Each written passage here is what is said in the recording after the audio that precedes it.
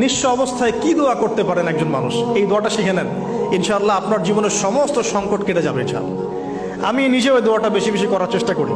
দোয়াটা হচ্ছে, মুসা আলাইহিস সালাম একটা গাছের নিচে হেলান দিয়ে বসলেন, বসে দেখলেন দুইজন মেয়ে দাঁড়িয়ে আছে দূরে, পানি নিতে পারছে না, লোকজন পানি নিয়ে যাচ্ছে, ওরা দাঁড়িয়ে আছে বেচারি। মুসা আলাইহিস সালাম গিয়ে বললেন, কি সমস্যা আপনাদের? এটা নিয়ে আপনারা আবার মেয়েদের সাথে কথা বলার চেষ্টা করেন, ঠিক আছে? তো মাহারাম গায়রা মাহারাম মেনে চলে। তারা বললেন যে আমাদের বাবা অনেক বৃদ্ধ মানুষ, আমরা পানি নিতে পারি না যতক্ষণ না আমাদের কম পানি নিয়ে চলে যায়। মুসা আলাইহিস সালাম একটু বললাম না, ফিজিক্যালি খুব স্ট্রং ছিলেন, থাকে না বডি বিল্ডার, সামনে গিয়ে কথা বলে সরো পানি নিতে দাও, তখন মানুষ একটু মূল্যায়ন করে না।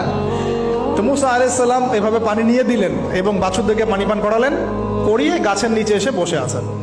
বসে বসে তিনি দোয়া করছেন, এই যে দোয়াটা তিনি দোয়া করছেন, রব্বি, একটা নেক কাজ করলেন, নেক কাজ করলেন না, মানুষের উপকার করলেন, নেক কাজ করে এসে গাছের নিচে বসে দোয়া করছেন, আল্লাহ